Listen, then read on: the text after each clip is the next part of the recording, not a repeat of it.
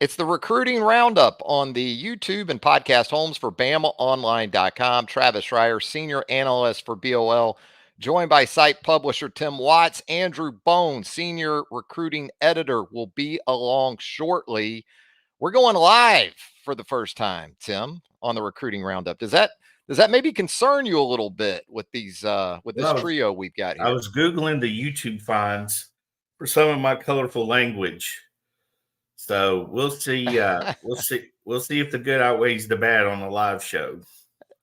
There he is. There's our guy, Andrew Bone. We told you he'd be along. And Andrew, I just asked him about his concern level for this thing going live now with the recruiting roundup. I think we can keep it between the ditches, though. Let's ask the guy who showed up late. What's the concern level? 11:01. Same Andrew type of Bone deal. is the kind of 10:01. guy that makes me come because he's got a newborn. Yeah, but see, that's the thing. Andrew's got the newborn, and that gets you by for at least 6 or 7 years. I used it for maybe 10 or 12, Andrew. I go all the way to his house for lunch. We're eating in his kitchen, basically, and he's late. Hey, I'm here. Long time. It's good too. Johnny's. What's it called, Andrew? Huh? Johnny's. What's that restaurant called? Yeah. Johnny's. Oh yeah, Johnny's, man. Yeah, it's a good one. Yeah, it's a good one. All right, we're all here now. We're all here now, and we're also open to interaction from our fans of the podcasts and the shows, and certainly BamaOnline.com. So if you'd like to chime in with any thoughts or questions, we'll get to those as best we can. We are topic driven on today's program, guys, because it is Auburn week. We're going to have a special Uncle Tim segment. Andrew's going to join in as well with some stories from the recruiting trail involving the Tide and Tigers. But in terms of recent events, Alabama's final home game of the 2023 season is in our wake now. The Crimson Tide blows out Chattanooga at Bryant-Denny Stadium last Saturday.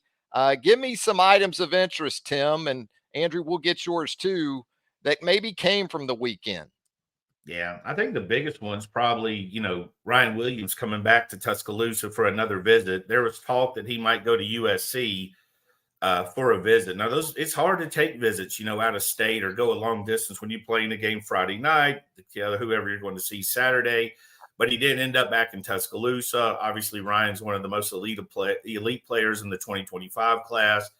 There's been talk about him possibly reclassifying, which he's going to make that decision, sometime in the near future on what he's going to do. But getting him back on campus, because look, I'm not sure the whole coaching staff wanted to be at that Chattanooga game. I mean, it's an early start. You have a lot of players. You're sandwiched after a really great run of games you played, and you've got Auburn coming up.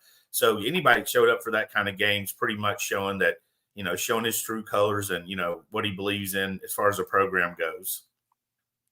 What about it, Andrew? Yeah. Maybe what stood out to you? Yeah, I think just getting him back on campus was obviously big, as Tim mentioned. I mean, this was his 6th time in Tuscaloosa this fall. That's a good bit of visits, and he was at most of the home games last season, and a lot of people try to make a big deal out of him missing the Tennessee game back in October, but we didn't really see that as a major issue at all. I mean, he's been to Tuscaloosa. If he wasn't coming back to Alabama and continuing to visit Auburn, then maybe it's an issue. But he's been to some of the smaller games. Went to MTSU. He was in Tuscaloosa for the first game of the season and the last game of the season. So I think Alabama feels like it's in a great position with Ryan. Despite the visits elsewhere, he's not only visited Auburn this year. He also took an unofficial visit to Georgia. He wanted to go out and experience a few new things, and he talked about going to USC, potentially even Oregon, and those trips may still happen, but they would also be the first trips to those schools. So I don't think there's really much to worry about if he does end up making a West Coast trip at some point. But big to get him back on campus. We had a great interview with Ryan yesterday that's posted on Bama Online. He really updates his kind of status with Alabama, where things are at in his recruitment. Now, as far as the reclassification stands, he wasn't ready to talk about that just yet, but said that he'll probably make an announcement sometime in December regarding that situation. Yeah, guys, there's been nothing really with Ryan. The thing that's interesting is that Ryan, the funny thing about these kids is they say what they're going to do. I'm committed. I'm solid. I want to take visits. I want to experience other thing. And then when they actually go and visit it, you go back, you might have dated 100 girls and one was unfaithful to you, right? So you blame the other 99, the other 99 about that one. Well, that's what happens with recruit guys that follow recruiting. You had one that flipped, so you think everybody's flipping when they take a visit. But me and Andrew, you, Travis, you know this rule: follow the visits, right? Follow the visits. Well, there's a lot of breadcrumbs going from Saraland to Tuscaloosa. So, guys, as far as maybe prospects for this class and even beyond 2025, 2026, any items of interest in the last week since we last got together here on the show? Maybe Jordan Seaton, the 5-star offensive tackle, maybe George McIntyre, the quarterback for the 2025 cycle. Yeah, George took what he said would be his last visit before making his decision. Number 2 quarterback in the 2025 class. He went to Tennessee. Oh, no, I'm sorry. He's actually planning to go to LSU this week. So that would be his last visit. I'm sorry. And then he'll have a decision coming maybe around January. Now, the dominoes are about to fall because you got the number 1 quarterback in the country. Bryce Underwood is set to commit, I think, on January 6th. And then George set to commit. So a lot of those dominoes are going to start falling. The quarterbacks, once they start, they don't really stop for a while. I think Alabama's in good shape. I think they did everything they could. Tennessee's going to be, all in on him. He's got a sister that goes there, so they're obviously going to be a major player. But Alabama's did all they could, and they probably like where they stand right now. As far as he's been to Tuscaloosa, he knows the staff, he knows Tommy Reese, he knows the offense. And when he's been, his last game in Alabama, he saw a really potent offense. So, so he's has a decision coming up in the next few weeks, few months.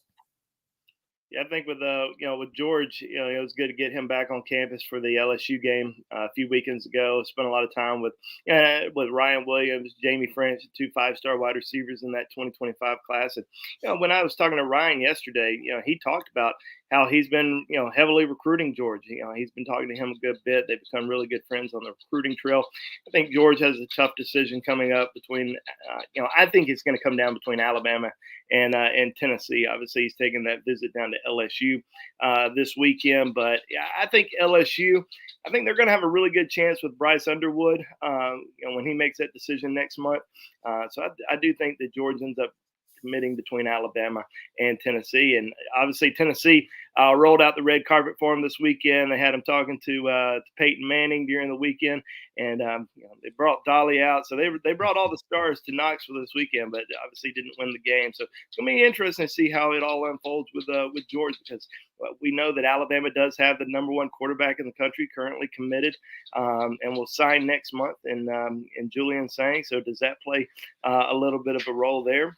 We'll just have to wait and see. But Alabama's always been able to sell quarterbacks regardless of who's on campus. I mean, look at back in back several years ago when Jalen Hurts won SEC Freshman of the Year. Who did they sign in that recruiting class? That next recruiting class? Tua and Mac Jones. So they're always going to tell you, if you're the best player on the team, we're going to start you no matter who started there before. So, guys, it is Iron Bowl week, as we know, and we talked about it on some previous shows that maybe there's not as much crossover between the 2 programs on the trail outside of the immediate vicinity of the 2 programs as far as the state of Alabama and how they recruit on a regional and national basis. But when you think about Saturday's game, certainly a big opportunity for Auburn to get a lot of top prospects on campus. I think some of that obviously will have to do with the opponent. And from that perspective, are there some Alabama targets, maybe some Alabama commits that you're expecting to be in Auburn on Saturday? Yeah, I mean, I think first off, Ryan Williams. I mean, he's going back to Auburn. This is going to be his 3rd trip to the Plains this year, and we talked about that a little bit, last night. And he enjoys going on trips. I mean, he enjoys the recruiting experience. It's a once in a lifetime thing. But Auburn's certainly pressing hard to try to flip him, and they're going to continue to do that until he signs. With another Alabama commitment who's expected to be there this weekend is Jeremiah Beeman. Top 100 defensive lineman, who's been committed to Alabama since May. So, there is definitely a lot of attention on him. They're certainly trying to flip him. His teammate, who's also a defensive lineman, 2025 prospect, Jordan Crawford, committed to Auburn last month, and they're certainly probably going to use that to their advantage there. But in the end, I think Jeremiah Beeman's pretty solid with Alabama, but probably more 2025, 2026 recruiting battles between Alabama and Auburn. Tim, you want to mention some of those guys? Yeah, I just think overall for Auburn, I mean, you've seen this when Saban first got there. I think the visits, just talking about whoever you get on campus is a win for them, just to be in that environment, roll out the red carpet, play, that's going to be the livest crowd. I know Georgia crowd's great when they go to Auburn too, but Alabama's going to bring a lot of the in-state guys in. But Travis, you made a good point. A lot of these guys are going to see both teams are just a good game. We saw that with Alabama. We saw guys coming. We saw DeMarcus Riddick show up, for instance, for an Alabama game. I don't think Alabama's particularly involved anymore there. Haven't heard much about them pushing or him looking to flip. So, but you got guys just want to come, enjoy it. I mean, I think as adults, we often forget these are kids. They're just really big kids. You know what I mean? It's hard to look at a 6'4", 285-pound and think kid, but they are. They're 16, 17, 18. They play video games. They eat too much candy. They eat potato chips for dinner half the time, So them wanting to go out and have fun is not very surprising. So I'd expect they have a good turnout. And, for Hugh Freeze, it's all recruiting right now, especially after last week. I mean, it's all in. I mean, that's you pivot from we're winning, come join us to shoot, look how bad we need you. Hugh Freeze is a veteran recruiter, and he's not going to miss many opportunities. Hey, we appreciate the folks tuning in, by the way. Nice turnout so far. Timothy Pack previously chimed in. Hattie Mae with some nice words. You guys' content gets me through the work week. Thank you. Y'all are great. Appreciate what y'all do. Auburn was overlooking New Mexico State, but still they will play hard, as Hugh Freeze alluded to. Yeah, I think we all expect. Yeah, Alabama's always going to get Auburn's best shot. Going to get an extra shot probably in that first quarter on Saturday. I mean, Ryan Williams said this the other day, and this is probably the same thought as most Alabama fans. Is it doesn't matter what the record is. Alabama can go in 10-0, and Auburn can be 2-8, and it's still going to be a good game. It always is. Doesn't matter what happened the week before or the entire season before. This is always a tight ball game, especially on the plains, as we know. It's going to be loud. It's going to be rocking. And, but Alabama has played extremely well these last several weeks. And, I continue to expect them to do the same. Twan checking in from Naples, Florida with the Roll Tide. He sends his thanks as well. We appreciate you, Twan, for checking us out here on the YouTube and podcast homes for BamaOnline.com. So is it story time yet? I mean, is it time to get into the capsule, capsule and go back, or do you guys got anything else? Yeah, I got one more thing. Earlier we were talking about George McIntyre, but one guy we forgot to talk about was Jordan Seaton. Jordan Seaton came out the other day, announced a top 7. It's always interesting when kids, they're getting close to the end of their recruiting cycle, a month away from making a decision. It's really between about 3 or 4 schools, but then they drop a top 7. So Jordan Seaton came out. They go backwards. We go from 10 to 5 to 3 to 7. You know what I mean? I'm pretty sure Seaton had a top 5. I feel like you're right. So, there are a lot of schools that are still heavily recruiting him. Jordan Seaton, number 1 offensive tackle in the country, who remains a top target for the Crimson Tide. And we've always kind of said this is a recruitment that's going to go down to the final days because there's a lot of attention on him. Everybody wants him. Everybody's treating him as a franchise left tackle. They want him to be a part of their program. He just took the official to Tennessee. Still trying to work on his remaining official visit dates. I think this weekend's off. He's going home back to Washington, D.C. to spend time with his family. But Alabama's still working to try to get him in for an unofficial next month.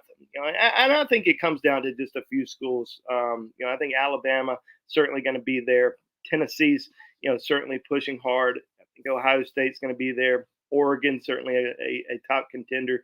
But those are some of the programs that, are certainly pushing hard for him. Florida's another one. And it's gonna come down to the wire. I mean, we're not gonna make any predictions just yet on Seaton, but he's come out and said Alabama's his leader a month ago. But things are really getting tight in the Jordan Seaton sweepstakes. I think when you're talking about the number one offensive tackle in the country, and we're at 6 weeks away from signing day, I think his recruitment's just starting. I think we're just now. I think he dealt with the seasons. He's built relationships, but I think the NIL has to play heavily with a guy this talented, high profile. And again, we've mentioned it a dozen times. We have never really. It's not a great class, right? He's the best offensive tackle I've seen. Now, I don't do as deep a dive as Charles Power, but Andrew and I, we see our share of guys because Alabama's mentioned so heavily. He's the number one offensive tackle that I've seen, but I think there's just a lot in play when it comes to a guy like that. So I think we're just going to have to see kind of what, we're getting down to business, party in the front, business in the front, party in the back. Well, we're to the front of the haircut at this point. Yeah, and stay tuned because I'll be dropping my top 7 Thanksgiving sides on T Watts and TR tomorrow. I need an edits person for my top 7 Excited. for Thursday. Yeah. Excited about that. He's anxious about that, I can tell. Hey, before we go down memory lane with some Alabama Auburn recruiting battles, Byron Walker, we'll check in with him right here in the comments. Guys, are you hearing any chatter about Perry Thompson and DeMarcus Riddick possibly flipping to Alabama? Yeah, I have shut up, Andrew. Don't be throwing me out here. I have not heard I have not heard anything really with DeMarcus Riddick in Alabama. I mean, he came to the Alabama, was it the LSU game? Was he at? And didn't hear a peep. We didn't hear a peep either way. So I don't really think anything's happening there on either side. With Perry, it's still interesting. I mean, obviously flipped, committed to Bama, flipped to Auburn.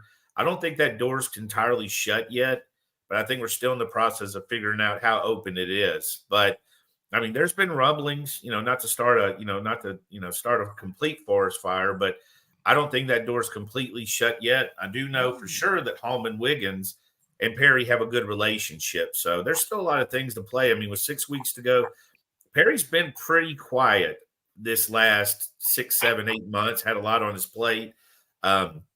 But I don't think that door's completely shut yet, but I just don't know how far it's open. We're still keeping our ear to the ground there. Yeah. Speaking of, go ahead, Andrew. I'm sorry. Go ahead. No, I was just saying, I agree with Tim. I mean, it's pretty quiet. Don't make me answer, then you agree, buddy. Do not. Ditto. You know that goes. But yeah, I mean, as far as DeMarcus Riddick, I mean, there's nothing really going on, with him in Alabama. Perry, I think Alabama would certainly welcome him back into the class if he wanted to. Now, I don't think that's, in my opinion, that's probably not going to happen. He did visit Alabama twice this season, has remained in contact with the coaching staff, but he's also been a pretty active recruiter for Auburn. Been to Auburn several times this season, and he's certainly one of the crown jewels of their recruiting class. So we'll see kind of what happens in the month of December. Some in-home visits, if anything were to kind of shake things up. But as of right now, I think Auburn's in a pretty good position with keeping Perry happy on their commitment list. Speaking of flips, guys, let's talk Reuben Foster. Let's talk Cyrus Kouandjio.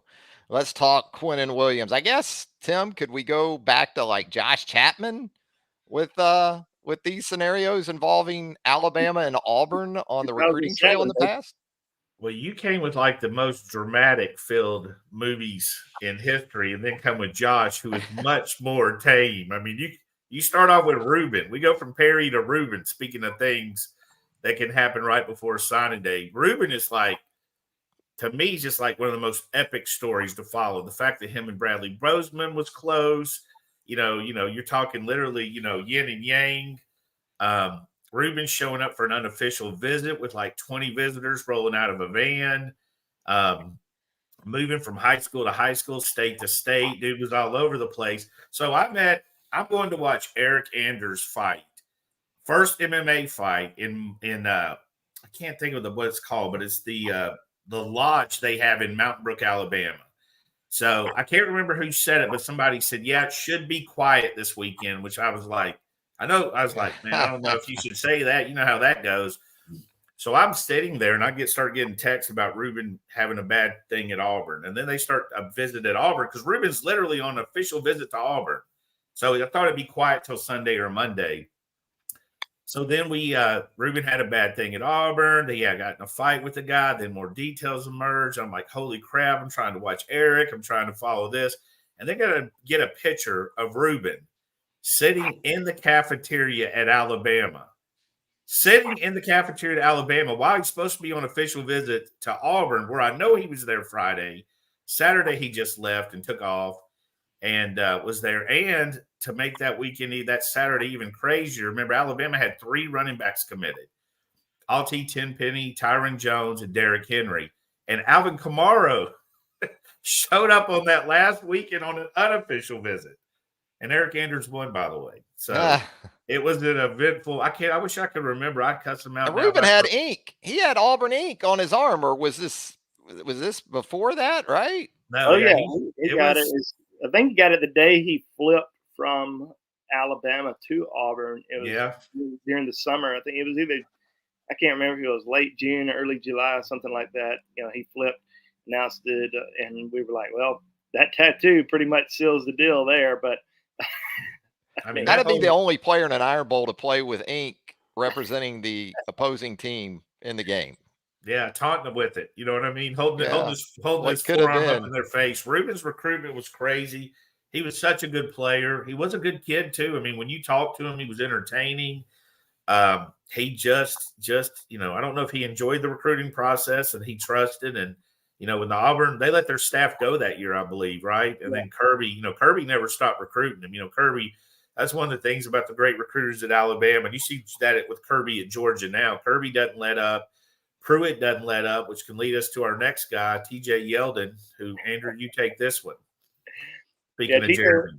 TJ was an interesting one because he committed to Auburn back in the spring during his junior season and was pretty, came out saying he was pretty solid with his commitment the entire time. And I remember talking to Daphne's offensive coordinator a good bit, Mike Vickery at the time, and he kept saying, Alabama's still pushing here. I think they're going to have a chance, even though TJ kept coming out saying he was going to stick. Now, Ryan Anderson had committed to Alabama, I think around 8A or shortly after 8A, and he kept telling me, it's like, oh, TJ's flipping. I'm in his ear every single day about flipping Alabama. And fast forward, you going into the fall, and TJ was having an unbelievable senior season. I think prior to his senior season, when he was a sophomore and junior, everybody kept thinking, what position is this guy going to play when he gets to college? Because he was 6'1", about 200 pounds. He was catching a lot of passes. Was he going to be a receiver? Was he going to be a running back? And then by the time he became a senior, everybody knew this guy's a 5-star bona fide, elite running back in the country. And so everybody was wanting him, and Alabama kept pushing hard, led by, as Tim said, Jeremy Pruitt and Burton Burns obviously was helping recruit there too. But, going into the early signing period, or not the early signing period, going into December, right before the dead period happened, we were talking to TJ at the Alabama-Mississippi All-Star game, and there was a gang of reporters sitting out there talking to him, asking him, where was he as far as his commitment status? He said 100%, and then the next weekend he ends up flipping to Alabama. So kudos to Jeremy Pruitt for being relentless there and continuing to recruit him all the way until the end. But I remember Vic texting me saying, on that Sunday morning that he flipped, he said, "Hey, I'm about to send you an email." And I said, I thought it was kind of weird. I said, okay. He's like, I said, what is it? And he goes, you'll see it. I'm about to send it to you. And he's like, just release it right at noon. I'm like, okay. I knew what it was, but he just wouldn't tell me over the phone for some reason. He was just like, you'll read the email and you will know. All right. So got the email, TJ's statement on why he was flipping from Auburn to Alabama. And obviously he had a, pretty special career. I think that next season as a true freshman was when he took that screen pass against LSU from AJ and scored on those last few seconds. So what an unbelievable career he ended up having. But there were so many great players that we've seen as far as flips. Jaden Roberts. That's kind of the latest one. Jaden Roberts flipped. Texas guy. He flipped from Auburn to Alabama during that during that early signing period. Nobody, really, nobody really knew who he was at the time. As far as Alabama fans, they knew this kid was, was a target early on, but there wasn't really a lot going on. Played with Damian George, I guess, at North Shore, right? And the Yeah, running back. yeah, they were in that same program. Yeah. That was I guess that was a Kyle Flood special there. I'll give you one, Quentin Williams, who's Ooh. one of my favorite because that Lance Thompson recruited that area. So here's how it shook out. Now I'm not accusing anybody of anything, but Lance Thompson, remember they ended that season poorly, and Coach Saban was pretty upset with some of the coaches. So I think Lance was wondering if he's staying or not. Well, so Lance ends up being let go or leaving and going to Auburn, depending on who you talk to. He was definitely let go, but he went to Auburn, and Quentin commits to Auburn. And I don't think the Alabama staff really knew a lot about Quentin because he was young. He was in Woodlawn, I think. He'd not a lot of what was his high school? Woodlawn.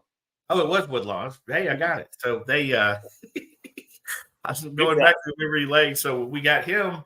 I don't think the staff really knew about him. I think Lance knows how to live in the muck now. He knows the gray area. So he probably had Quentin in his back pocket. He committed him. I think they were like, what the heck? He committed him early.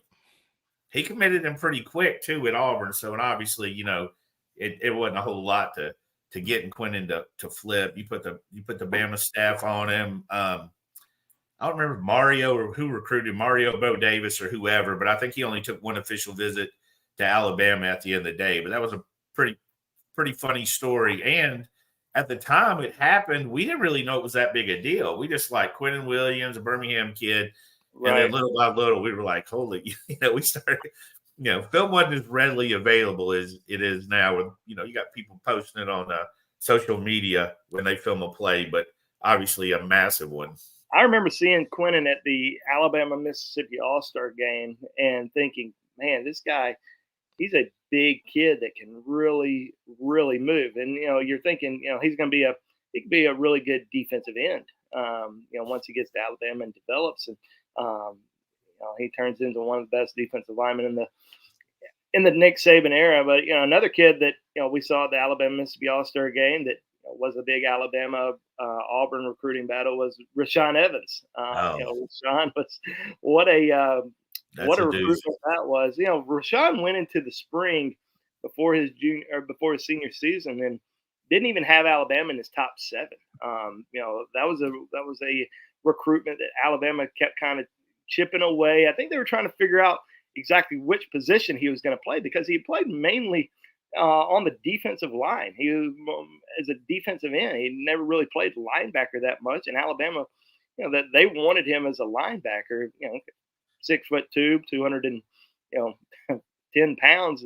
They weren't recruiting him as a defensive lineman. And once they started chipping away, they got into it with him. In the fall, that birthday party. That his grandfather's birthday party. That's the highlight. Yeah, the highlight of that recruitment. And you had Alabama, a swarm of Alabama coaches, all assistants. I don't think there were any.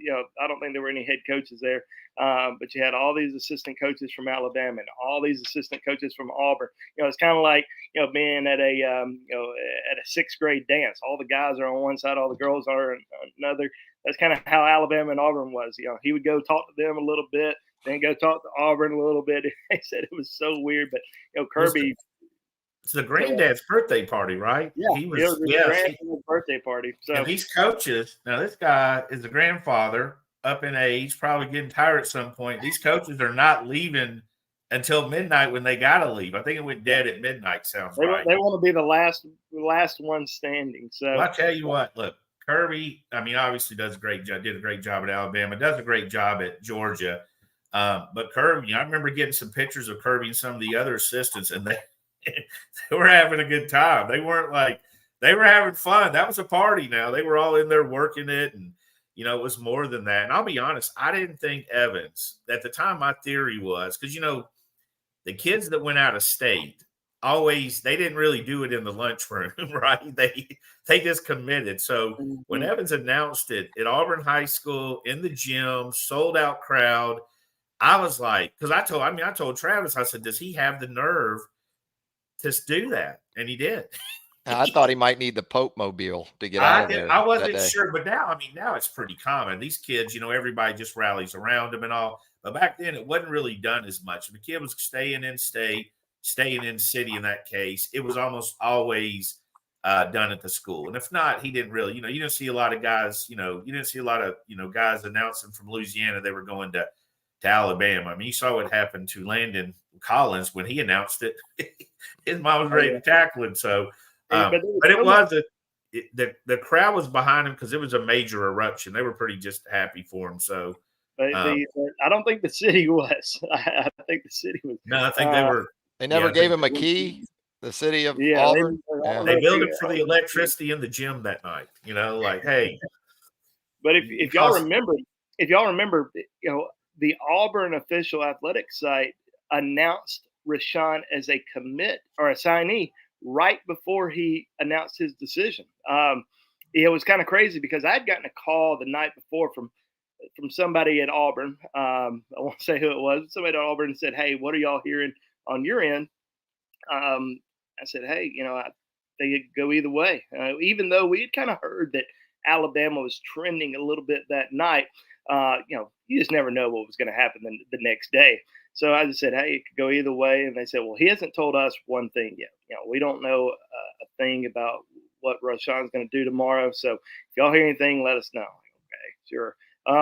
But then he gets to his press conference, and about 5 minutes before he announced the Auburn official athletic site, and Auburn fans will remember this. A lot of Alabama fans will remember it too. But they released it that he had signed with Auburn, and it's like, well, whatever. There was already celebrations and everything, and then all of a sudden he announces for Alabama. I think I spit out my drink because I wasn't even paying attention really that much to it because once you see the official athletic site announce that he's a signee, you just don't think that's going to happen. You think that's legit.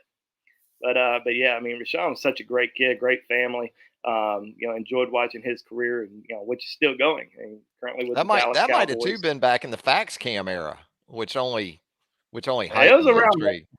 Fax cam back I'll in tell the you the day. thing about Evans. I'll never forget when he was talking about training. We used to say, "What are you doing to get ready for college?" And he was out there slapping horses in the butt and chasing them down. That's what he Rocky said. style with the He was chickens. like making them run and grabbing their tail. And I was like, man, I've seen a lot of YouTube videos where people behind horses get Will Reichard. So they get kicked 30, 35 yards. That kid had one of the biggest motors of any prospect that I have scouted in all these years. I mean, I've been in it 20 years. Tim's been in it a little longer.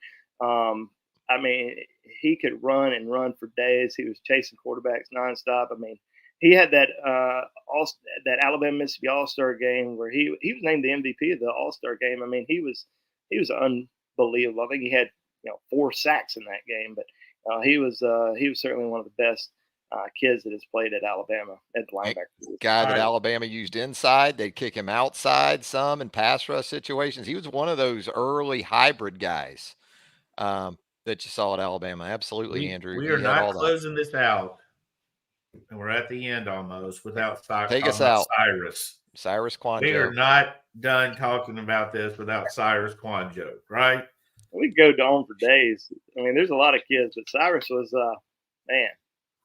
I was one to remember. Bizarre, I guess. Best way to describe that. We had heard, and Cyrus had told me that Ari, his brother, wasn't really recruiting him to Alabama because he felt they were both left tackles. I really didn't pay a lot of attention to that because we knew Ari was not going to be a left tackle at Alabama. He was either right tackle or a guard the whole way. So I kind of just didn't really pay attention to it. So then he'd come down the road. He committed. I'll never forget. He committed, and I was like, I didn't know what to say. I didn't know what to react. I just went and sat down to eat dinner, and then I get a text from somebody near the Bama staff and said, "This isn't over. Hold up." And I was like, "What do you mean it's not over?" They said he hasn't signed yet. So then we had 48 hours, 2 days. How long did that last? It lasted. So it went until it went from Wednesday till Saturday. Yes, it was a while. I was sitting at a casino in Biloxi, Mississippi. My birthday is always around February signing day. And so we were like, all right, we're leaving. We're going to casino for the weekend and have a good time. I remember watching that announcement, and I remember Auburn reporters being like, they knew that he was going to Auburn, and I kept thinking, why are they so confident that he's committing to Auburn today? And then he commits to Auburn, and his parents, if people remember watching the signing day ceremony, his parents just kind of looked at him like, where are you going? Like, we'd never even heard of Auburn before. The dad literally looked as shocked as every Alabama fan in the country. Because they didn't go on the visit with him to Auburn. The only visit that they took with Cyrus was to Alabama. And they just felt like that's where he was going to go. And then I got a call from one of our reporters at the time. She was the only person who had still remained at the press conference, at the post press conference, but called me and said, "Hey, Cyrus, his family is kind of going ballistic about this announcement. They're very mad. They're saying that he's not going there. So tell your fans that he's probably not going to sign with Auburn today." So we, if you look at it from a neutral standpoint, it's not crazy. Cyrus really thought that. Auburn and Alabama is not far from each other. Parents can visit us both. We're both left tackles. Mm-hmm.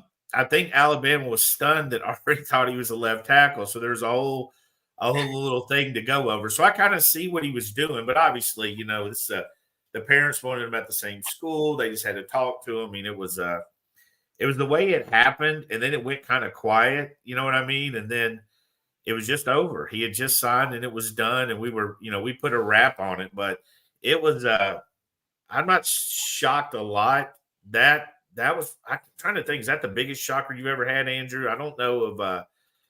Yeah, there hasn't been too many. I mean, obviously, you guys weren't shocked by Tim Tebow going to Florida. That wasn't a shocker. Oh, okay. No, that was. No, I think Mike Shula was shocked. I think the three of us probably knew what was coming. I've had them sneak up. We've had them sneak up on us. We had JoJo Earl happening at the last minute, but we've always had like a heads up and some hours to get prepared. Right. When they're almost snuck by me was Xavier McKinney. I just completely forgot about him. He was committed to Clemson. They were like, he's announcing tomorrow. I was like, what? So I started digging in that morning. It's just a couple hours, but I don't know if anyone that's ever just been boom like that. Totally unexpected. Partly because we just didn't entertain the thought he wouldn't go to Alabama. Parents said they were playing together. We had everything. Everybody was on the same page but Cyrus and Ari, who had been scheming. I think Ari's the smart brother. No, you go over there so I can be a left tackle. So he had a good final week. The last visit he took was to Auburn. So they had him there until Sunday, and then he had signing day on Wednesday. And heard he had a good time in Auburn that weekend. It was still fresh on his mind.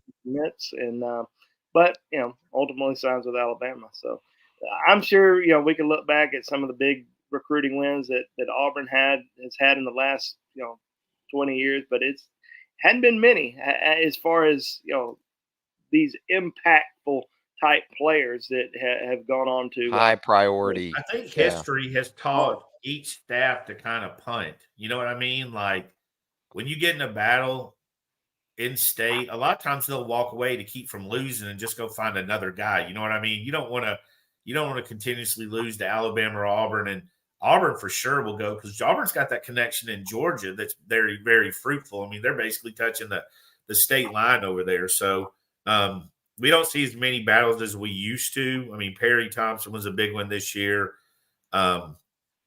Obviously, DeMarcus Riddick was good wins for them. But for the most part, I mean, a lot of it's just dictated by out-of-state stuff. And although 2025 is going to be interesting because there's so much talent. Yeah. And, Nick Saban built the University of Alabama on the 2008 in-state class, really. I mean, obviously, a lot of talent came from out of state, but we're, getting the majority of guys in the state that year was huge, getting, to that next level. Well, it's been a lot of fun, no doubt about it. Auburn Week brings with it stories and perhaps storylines for the future, as Tim just outlined for us. Guys, this has been a fun one. Enjoyed it. This was a good one. Everybody have a great Thanksgiving, and we will see you next Monday. And come hang out with us on the roundtable. Absolutely. We got a week full of jovial pleasures coming. Sure. BamaOnline.com. That's where you need to be. The Roundtable, our premium message board, a great place to post up. And we're going to continue to have the video content for you right here on the YouTube home for BamaOnline.com. If you haven't subscribed to our YouTube page, you see that button right there. Just hit it. Turn on those notifications. You'll get all of our video content as it drops right here on YouTube. For Tim Watts and Andrew Bone, Travis Reier, thanking you once again for joining us for the latest installment of the Recruiting Roundup. And until next time, so long, everybody.